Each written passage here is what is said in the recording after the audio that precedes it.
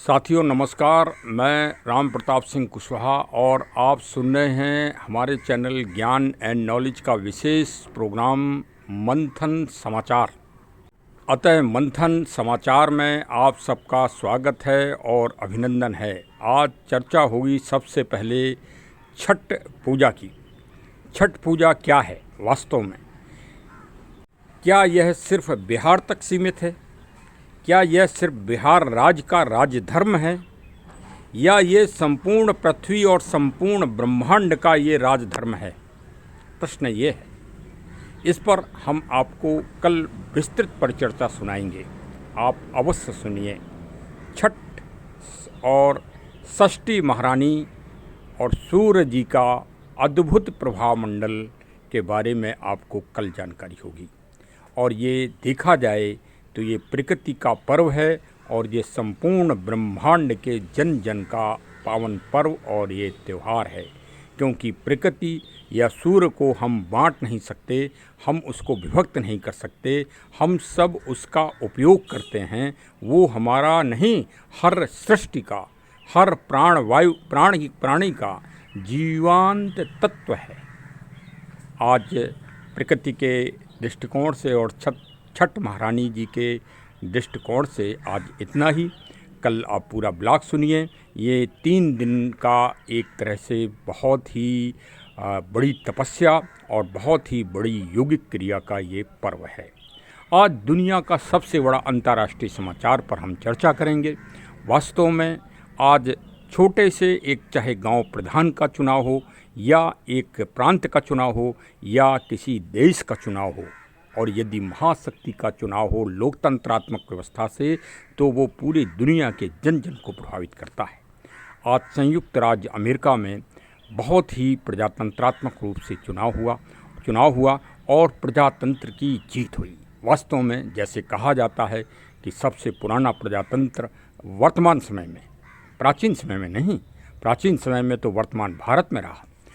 वर्तमान समय में, आधुनिक समय में आज श्री डोनाल्ड ट्रंप साहब पुनः एक बार अमेरिका के राष्ट्रपति निर्वाचित होने जा रहे हैं। ये मंथन समाचार में आप सुन रहे हैं। और 270 729 ब्रह्म का अंक होता है, और 9 अंक जो प्राप्त कर लेता है, 270 मत जो प्राप्त कर लेता है, वो अमेरिका का राष्ट्रपति जनता के द्वारा चुनाव हुआ माना जाता है। और श्री डोनाल्ड ट्रंप साहब ने 277 सीटें प्राप्त कर ली हैं। दूसरे प्रत्याशी थे विपक्ष में कमला हैरिस, जो भारतीय मूल की हैं। भारत के दोनों हाथों में लड्डू थे। यदि ट्रंप साहब जीते तो ट्रंप साहब और अहमदाबाद का वो आप प्रतिक्रियात्मक संबोधन सुन सकते हैं माननीय प्रधानमंत्री श्री नरेंद्र दामोदर दास मोदी जी का। देखिए, ये एक संयोग कहा जाए, ये दुनिया के एक विशेष लोकतंत्रात्मक मतलब एक तरह से अच्छाइयों में कि भारत में भी श्री नरेंद्र दामोदर दास मोदी साहब दोबारा प्रधानमंत्री बने और डोनाल्ड ट्रंप साहब अमेरिका में पुनः राष्ट्रपति पद पर नियुक्त हुए। करत करत अभ्यास के चढ़मत होत सुजान। बीते 4 वर्षों में डोनाल्ड ट्रंप साहब ने बड़ा संघर्ष का सामना किया। उनके ऊपर 2 बार प्राणघातक हमले हुए और वास्तव में वो जीवन मृत्यु से संघर्ष करते हुए बच गए। वास्तव में श्री रामचरितमानस की जो चौपाई है वो पूरी तरह से सारगर्भित और पूरी तरह से उनके ऊपर फिट हो रही है। जा पर कृपा राम के हुई, ता पर कृपा करें सब कोई। वास्तव में ट्रंप जी प्रभु श्री राम लला जी से भी प्रभावित हैं। ये एक उनके संबोधन में ये स्पष्ट हुआ था जब 22 जनवरी 2024 को प्रभु श्री राम लला जी विराजमान हुए थे। तो जा पर कृपा राम की होई, ता पर कृपा करे सब कोई। सब मतलब पूरी जनता, बहुमत, अमेरिका जिसमें भारतीय भी बहुत बड़ी तादाद में है। 2024 का अंक होता है 6, 2 और 6, और सूर्य की सबसे बड़ी राशि षष्ठ मानी जाती है। और षष्ठी देवी जी का आज व्रत है। देख रहे हैं आप, इसको संयोग कहेंगे कि इसको एक बहुत ही दुर्लभ वो कहा जाए ज्योतिष के अनुसार आज का दिन, हाँ, कि पूरे विश्व की तकदीर का भी फैसला हो रहा है। अमेरिका का मतलब एक विश्व, अमेरिका की योजनाएं होती हैं वो पूरे विश्व को प्रभावित करती हैं। तो वास्तव में आज तो भाई सूर्य का प्रचंड वेग होता है, और मैंने पहले भी बताया कि सूर्य आप निकलवा लीजिए आज कुंडली ट्रंप साहब की, तो सूर्य उनके आज सिर मुकुट पर चमक रहा होगा। जिसके सूर्य की राशि जिसके ऊपर सीधे रूप से पड़ती है वो राजा बनता है। तो वास्तव में भाई श्री डोनाल्ड ट्रंप साहब को हमारे चैनल ज्ञान एंड नॉलेज और मंथन न्यूज़ समाचार, मंथन समाचार की तरफ से बहुत बहुत बधाई और बहुत बहुत मंगल कामनाएँ। वो विश्व में शांति और बुद्ध जी के महान सिद्धांत का प्रतिपादन और स्थापित करेंगे, और साथ में प्रभु श्री राम जी की तरह समानता का सिद्धांत स्थापित करेंगे पूरे विश्व में। ऐसी कामना है और ऐसी हमारी शुभकामनाएं व मंगल कामनाएं हैं। जय हिंद, जय हिंद। चरेवेति चरेवेति चरेवेति।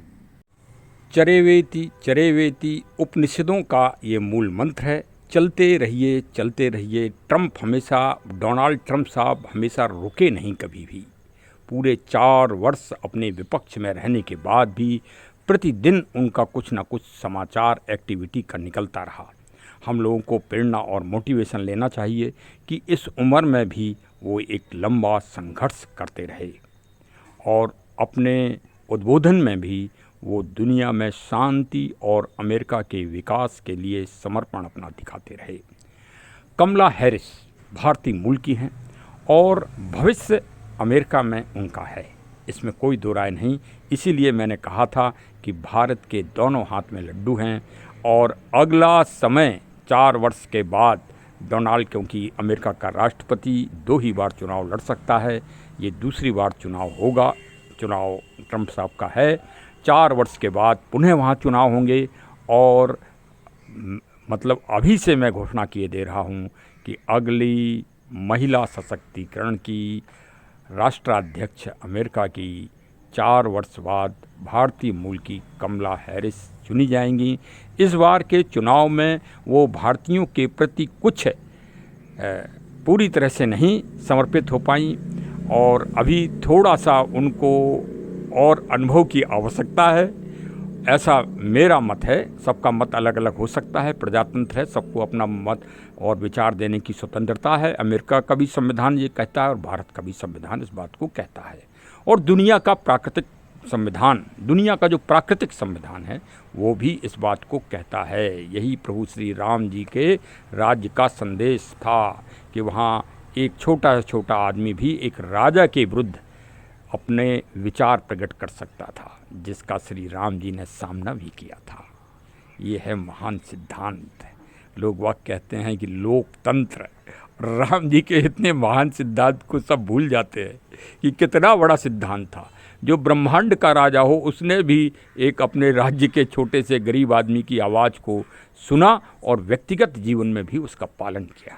ये है राजा का दायित्व। तो उसी तरह से राजा मतलब ट्रंप साहब को भी कार्य करना चाहिए, और अगला 4 वर्ष के बाद ये हमारा अभी से भविष्य है, क्योंकि आज षष्ठी महारानी का दिन है और सूर्य की सबसे बड़ी राशि षष्ठ होती है, सीधी पृथ्वी मंडल पर पड़ती है वेग के साथ, जो नीली बैगनी कलर की होती है। ये भी मैं आपको बता रहा हूँ। ऐसे ही नहीं, बिहार में अभी से नहीं, बिहार में राम जी के समय से छठ पूजा हो रही है, कर्ण के समय से हो रही है। कर्ण ने वहीं मुंगेर में, भागलपुर में पूजा की थी। विश्वामित्र जी ने वहीं से गायत्री मंत्र का प्रतिपादन किया, जो मंत्रों में दुनिया और ब्रह्मांड का सर्वश्रेष्ठ मंत्र है। विश्वामित्र जी क्षत्रिय कुल के थे, क्षत्रिय थे, और उन्होंने लड़कर संघर्ष करके ब्रह्मर्ष की प्राप्ति की। यही सनातन का, यही एक विचलित बिंदु है कि प्रत्येक व्यक्ति ब्रह्मर्षि बनना चाहता है। आज भी ब्रह्मर्षि बनना चाहता हो, चाहे वो ईसाई हो, चाहे वो मुस्लिम हो, चाहे वो हिंदू हो, चाहे सिख हो, चाहे पारसी हो, चाहे जैन हो, चाहे बौद्ध हो, वो बनना ब्रह्मर्षि चाहता है। यही मानव की लड़ाई है, यही सनातन है, यही सनातन का ज्ञान है।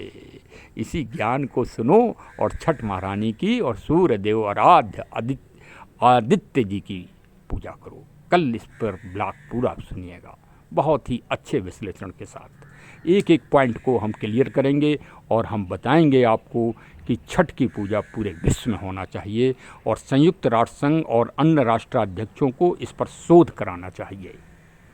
जय हिंद, जय हिंद, जय हिंद।